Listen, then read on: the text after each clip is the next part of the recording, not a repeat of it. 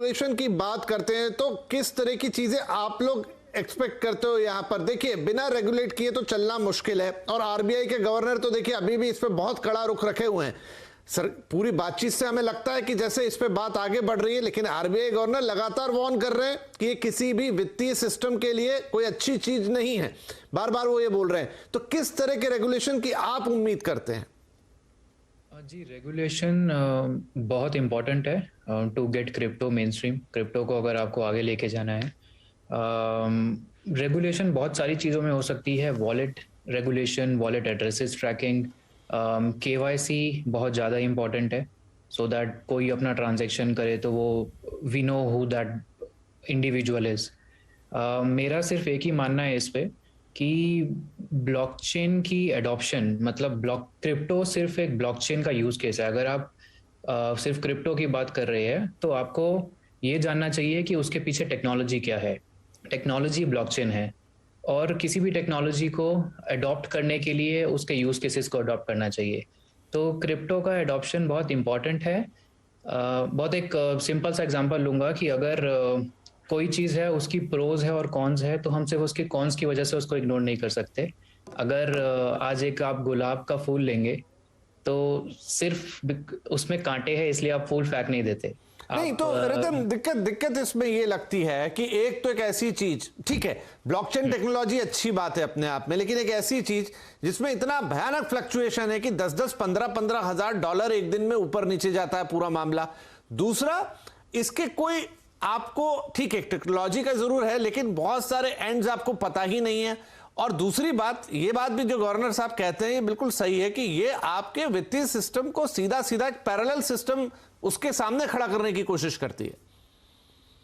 जी, जो आपने अभी बात बोली कि 10 से 15 हजार या कितना कितना भी एक्स अमाउंट डॉलर ऊपर नीचे जाता है, तो ये सिर्फ एक रीजन से जाता है कि लोगों में अवेयरनेस नहीं है। मैं हर बार एक चीज बोलता हूँ कि अवेयरनेस बहुत इंपॉर्टेंट है। अगर आप किसी एसेट में ट्रेड कर रहे हैं या आप आज कैश में डील कर रहे हैं इंडिया में, तो आपको पता होना चाहिए कि इस कैश की वैल्यू क्या है या इसका मैं यूज कहाँ कहाँ कर सकता हूँ। अगर आप सिर्फ किसी और के कहने पे कोई और चीज खरीदेंगे और बेचेंगे तो अवेयरनेस कभी नहीं आएगी, और फ्लक्चुएशन कैश में भी आ सकती है और वायर ट्रांसफर्स में भी आ सकती है। तो सबसे इम्पॉर्टेंट चीज़ है कि अवेयर होना चाहिए। अब इसमें गवर्नमेंट भी अवेयर होनी ज़रूरी है, इसमें यूजर्स भी अवेयर होने ज़रूरी है, और हम सबको मिलके करना पड़ेगा। ये सिर्फ गवर्नमेंट या फिर सिर्फ गवर्नर के ऊपर नहीं हम छोड़ सकते कि ठीक है इसको हमें रेगुलेट करना है या नहीं करना। जी। तो चलिए, इसमें अलग अलग यूज केस है मिश्रा जी। अब देखिए, अगर हम 3 अलग अलग उदाहरण लें, चाइना का उदाहरण लें, पूरी तरीके से बैन।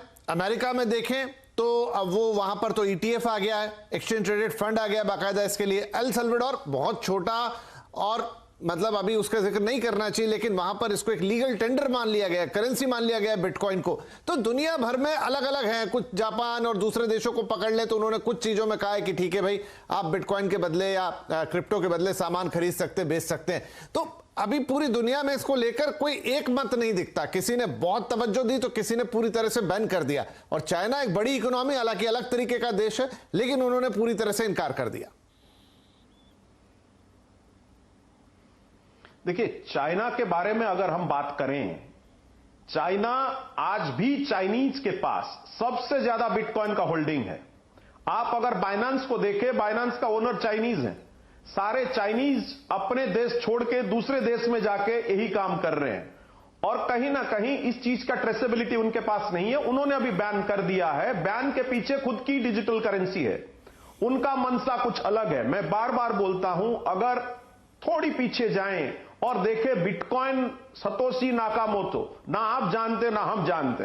मैं तो ये मानता हूं कहीं बिटकॉइन अमेरिका का तो है नहीं, कहीं इथेरियम रशिया का तो नहीं है।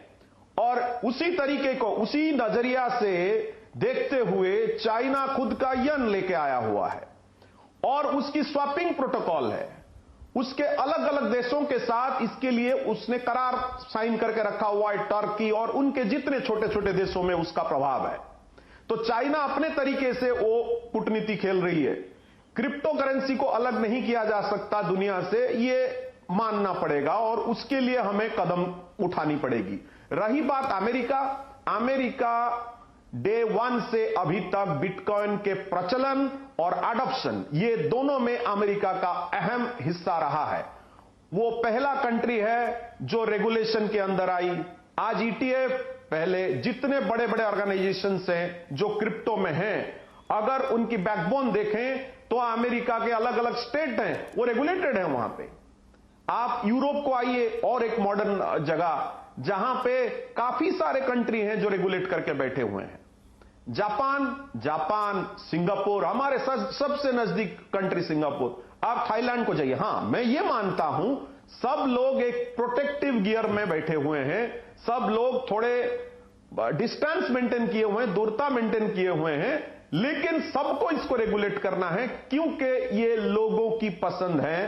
ये मैं इसको बोलता हूं, ये फाइनेंशियल डेमोक्रेसी एक तरीके का वर्ल्ड में चल रहा है। जी जी, इसकी मेरिट है, इसकी डीमेरिट है, लेकिन भारत एक इतना बड़ा कंट्री है, हम इससे दूर नहीं भाग सकते। ठीक है, चलिए, तो इससे दूर जाना मुश्किल नहीं है, और यही मुश्किल है, और यही कारण है कि शायद ये हलचल हमें तेज होती हुई दिखाई दे रही है। टॉप लेवल पर मीटिंग्स हो रही हैं, और आगे हमको इस पे शायद बहुत कुछ सुनने को मिलेगा। छोटा ब्रेक लेते हैं, ब्रेक के बाद अब क्योंकि अगर इतना हलचल है तो लोगों की दिलचस्पी भी बढ़ेगी, तो थोड़ा इसके निवेश वाले साइड पे भी बात करते हैं। थोड़ा देखते हैं कि जो लोग करना चाहते हैं क्या उन्हें करना चाहिए इस वक्त, थोड़ा रुकना चाहिए, या कर चुके हैं तो क्या करना चाहिए। छोटा ब्रेक लेते हैं, ब्रेक के बाद बातचीत जारी रहेगी।